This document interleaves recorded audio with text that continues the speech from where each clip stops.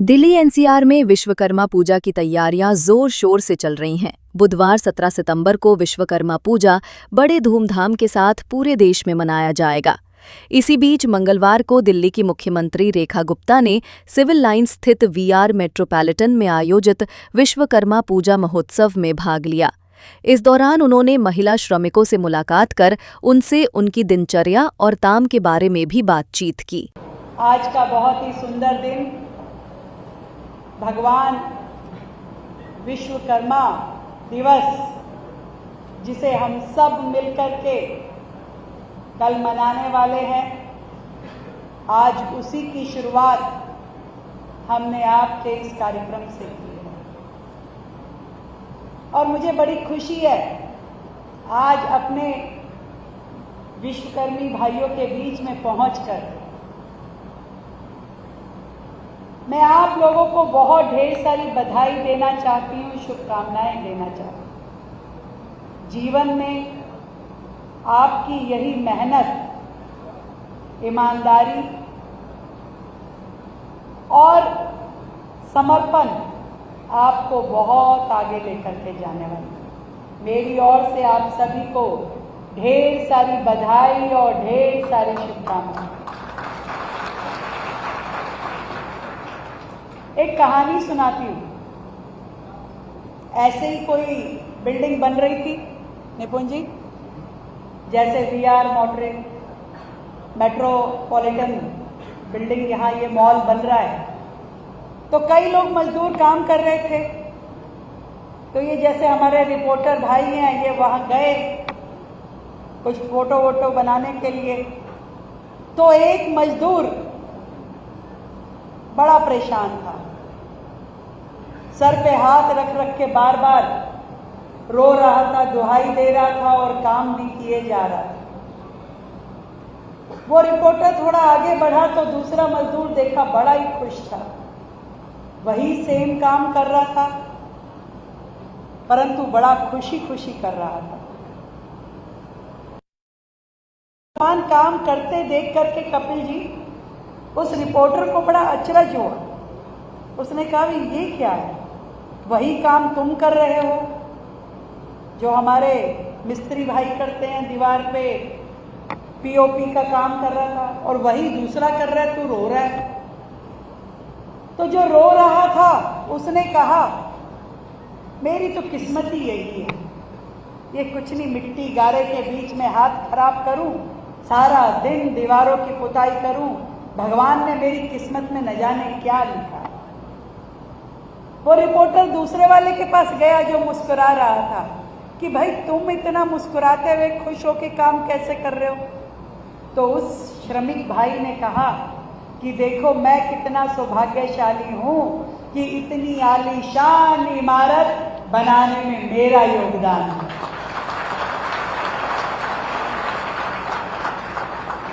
ये नजरिया है देखने का कि आज आपकी मेहनत के बिना, आपकी दिन रात के समर्पण के बिना किसी भी राज्य का विकास संभव नहीं है।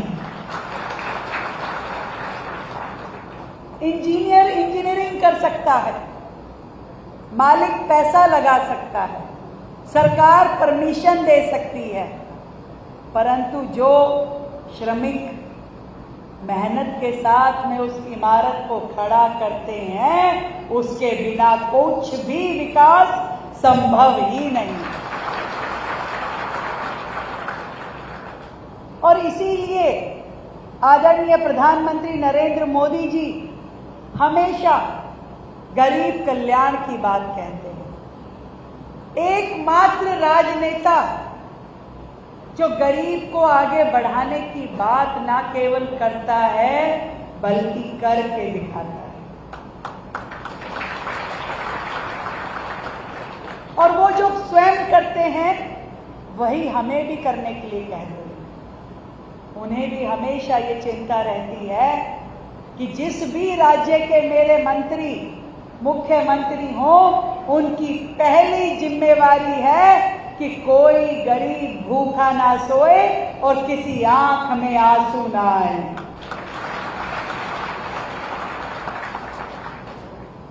और इसीलिए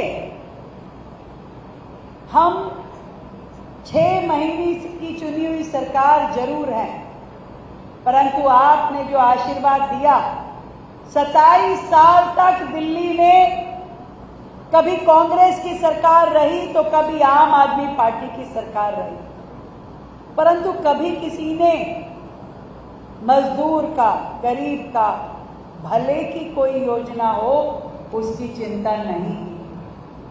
आज मोदी जी के नेतृत्व वाली ये सरकार जो दिल्ली में है, हमने सबसे पहले आते ही हमारे श्रम मंत्री यहाँ पर हैं कपिल मिश्रा जी, हमने कहा कि मिनिमम वेजेस जो है हमारे श्रमिक की वो पूरी दिल्ली में बढ़ाई जानी चाहिए। वो कहीं काम कर रहा हो सरकार के साथ या प्राइवेट इंस्टीट्यूशन में, परंतु उसकी जो सैलरी है, उसकी जो आय है, वो पूर्ण रूप से हर जगह मिनिमम आय समान होनी चाहिए। दिल्ली में हमारे अधिकतर मजदूर श्रमिक भाइयों को या तो कहीं किराए पे रहना पड़ता है या झुग्गी लेकर के रहना पड़ता है। अपना मकान हो ऐसा सपना किसी का पूरा हो पाता है और किसी का नहीं हो पाता है। पहली बार दिल्ली में वो सरकार आई है जिसने ये संकल्प लिया है कि हर झुग्गी को मकान देना हमारा दायित्व है और हम ये करके रहेंगे। समय जरूर लग सकता है, खजाने खाली करके गए हैं भाई पिछले वाले, परंतु मैं विश्वास दिलाती हूं हर गरीब के सर पे छत हो, ये हमारा संकल्प है। हर गरीब बच्चा अच्छे स्कूल में पढ़ सके, बेहतर शिक्षा उसे मिल सके, ये हमारा प्रण है। किसी गरीब की इलाज की कमी के कारण मृत्यु ना हो, ये हमारा प्रण है। अच्छे अस्पताल, अच्छा इलाज, इसी संकल्प के साथ तो हमने सरकार बनते ही सबसे पहले जो पूरे देश में मोदी जी ने योजना लागू की थी, आयुष्मान योजना, उसे हम दिल्ली में लेकर के आए जो पिछली सरकार ने रोके हुए थे। अब 10 लाख रुपए तक का इलाज हमारे गरीब श्रमिक भाई बहनों को, उनके परिवारों को मिल सकता है सरकार की ओर से। यूपी से कितने लोग हो भैया? और बिहार से? अच्छा, बाकी वाले सब बिहार के। वहां मिलता है 5 लाख रुपया। 5 लाख है ना कपिल जी? परंतु दिल्ली में हमने 5 + 5 10 लाख की योजना चालू की है। 5 मोदी जी दे रहे हैं और 5 दिल्ली सरकार दे रही है। जब 10 लाख का बीमा हो जाए तो फिर बीमारी का क्या डर है भाई? और ऐसे ही बुजुर्गों के लिए जो 70 साल से ऊपर के हैं, उनको भी उनके पूरे इलाज की चिंता दिल्ली सरकार ने अपने ऊपर ली है।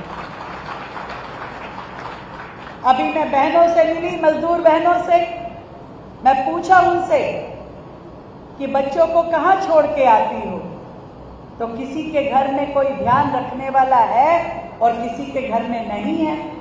हमने पहली बार, मोदी जी का जन्मदिन है कल भैया 17 तारीख को, ताली बजाओ तो जोर से बजाओ। हाँ, हम सबका नेता तो मोदी जी है, जिनके आने के बाद देश में जान आई है। तो हमने तय किया हमारी गरीब मजदूर बहनें जिनके छोटे छोटे बच्चे हैं, जब वो काम पे जाएं तो बच्चों को उनको छोड़ने के लिए क्रच बनाएंगे। उसका नाम हमने दिया पालना, और दिल्ली में 500 पालना मोदी जी के जन्म दिवस के उपलक्ष्य में हम परसों से शुरू करने वाले 500 पालना। हमारी सरकार बनी तो हमने ये खोजा कि क्या क्या काम सरकार को श्रमिक भाई बहनों के लिए करने चाहिए थे। उसका पूरा रिपोर्ट निकाला, परंतु हमने देखा कि पिछली सरकार ने गरीब भाई बहनों के लिए जितनी योजनाएं सरकार की थी, सुभाष जी, लागू ही नहीं करी। सरकार की योजना थी कि शादी ब्याह में मदद दे, सरकार की योजना थी कि गरीब श्रमिक को उसके औजार खरीदने में मदद दे, उसको पेंशन दे, उसके इलाज में मदद करे, कोई घटना दुर्घटना हो जाए तो सरकार की ओर से फाइनेंशियल असिस्टेंस मिले, उनके बच्चों को छात्रवृत्ति मिले, उनके बच्चों को आगे की पढ़ाई करने के लिए सहयोग मिले। परंतु पिछली सरकारों ने एक भी योजना पे काम नहीं किया। ऐसा बुरा वक्त भी दिल्ली में आया जब कोविड महामारी आई, बेचारे हमारे श्रमिक मजदूर भाई पैदल पैदल अपने गांव तक जाने के लिए मजबूर हुए। परंतु पिछली सरकारों ने, वो बड़ी बड़ी बातें करने वाले केजरीवाल साहब ने किसी गरीब मजदूर की मदद नहीं करी। कितने शर्म की बात थी, हजारों हजार मजदूरों को पलायन करना पड़ा, गांव की ओर दौड़ना पड़ा। उस बीच में यदि राशन की मदद भी करी तो आदरणीय प्रधानमंत्री नरेंद्र मोदी जी ने करी। 80 करोड़ लोग देश के आदरणीय प्रधानमंत्री जी ने उस समय योजना शुरू की थी राशन देने की। वो योजना आज तक भी चल रही है हमारे गरीब भाई बहनों के लिए। एक नेता, एक प्रधानमंत्री जो सबकी गाली सुनता है, क्योंकि लोगों को तो पसंद नहीं है ना कि देश में कैसे सब चीजें ठीक ठीक चल रही है, कैसे गरीब का भला हो रहा है, कैसे देश तरक्की कर रहा है, कैसे अमेरिका जैसे देश भी अब भारत को सलाम कर रहे हैं। अच्छा नहीं लगता लोगों को। वो गंदे वाली राजनीति करते हैं, वो कहते हैं वोट चोरी। अरे वोट चोरी नहीं, दिलों की चोरी करता है मोदी, और हम सबका दिल उन्होंने चुराया हुआ है। चुराया है कि नहीं चुराया? किस किस का दिल चुराया है? सबका दिल चुराया है। तुम्हारा नहीं चुराया क्या भाई? अब तो काहे नहीं हाथ खड़ा करते हो? फिर से बताओ, किस किस का दिल चुराया है? सबका दिल चुराया है मोदी जी ने। तो जैसे माखन चोर थे, ऐसे ही मनों के चोर हैं मोदी। वोट चोरी करने की मोदी को जरूरत नहीं है। वो तो आज तक वो पिछली सरकारें करती थी जिनकी सत्ता छिन गई, जिनको आज ये डर है कि अगला चुनाव कैसे लड़ेंगे। तकलीफ उनको इस बात की हो रही है, मोदी तो संत आदमी है जिसने जीवन लगा दिया देश की सेवा में, जिसके अपने परिवार वालों को उसने कभी 1 रुपए का फायदा नहीं दिया। और जबकि ये कांग्रेसी जीजा को जमीन दी, दीदी को पोस्ट दी, माँ को प्रधानमंत्री का कैंडिडेट बना दिया, और खुद पता नहीं क्या क्या करता है। पूरे खानदान राजनीति कर रहा है, सबको पैसा चाहिए, पर मोदी को चाहिए क्या? कोई 1 रुपए का इल्जाम लगा सकता है क्या? कोई नहीं लगा सकता। इसीलिए मोदी मोदी है, इसीलिए वो गरीबों के सच्चे साथी हैं। और मैं तो प्रभु विश्वकर्मा जी को कहना चाहती हूँ कि देखिए, आपका जन्म जयंती और मोदी जी का जन्मदिन एक ही दिन है भैया। तो कहीं ना कहीं आज मोदी जी के रूप में हम सबको संभालने वाले मोदी जी विश्वकर्मा जी के दूत बन के हमारे बीच में आए हैं। मैं आप सबको फिर ये आश्वासन देना चाहती हूं कि ये दिल्ली शहर आपका अपना शहर है। जितना इस पे मेरा अधिकार है, मंत्री जी का अधिकार है, शिल्पा शिंदे जी का अधिकार है। भाई आप लोग दिल्ली के हो कि नहीं हो, तो आपका भी अधिकार है। उतना ही अधिकार मेरे भाई बहनों का है। और आपके हर सुख दुख में दिल्ली की आपकी ये सरकार आपके साथ खड़ी हुई है। हर सुख दुख में खोजना नहीं पड़ेगा। पिछले वाले तो छपाक करके कभी पंजाब पहुंच जाते थे, फिर गुजरात चले जाते थे, उन्हें तो पूरे देश की राजनीति करनी होती थी।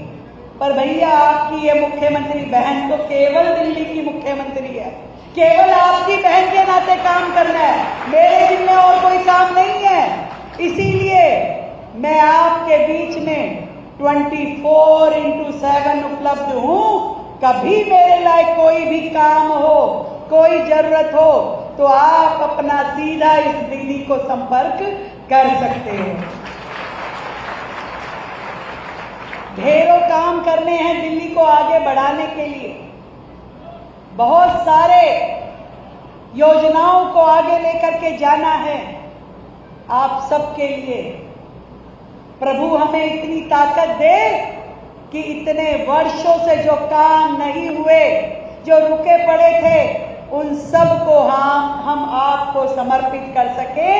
आज दिल्ली में ढेरों आरोग्य मंदिर हम बना रहे हैं, जिनमें आप अपने स्वास्थ्य की सेवाएं ले सकते हैं। आपको किसी और जगह धक्के खाने की जरूरत नहीं। आप निशुल्क रूप में अपना इलाज करा सकते हैं, बच्चों को वैक्सीनेशन दिला सकते हैं, हर तरह की सुविधा आपको मिलेगी।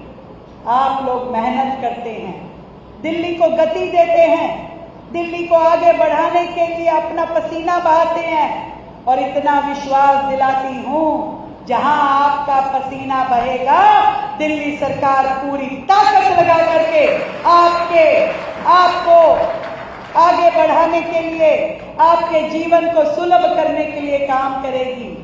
फिर से ढेरों शुभकामनाएं, ढेरों बधाई विश्वकर्मा दिवस की और आदरणीय प्रधानमंत्री नरेंद्र मोदी जी के जन्म दिवस की।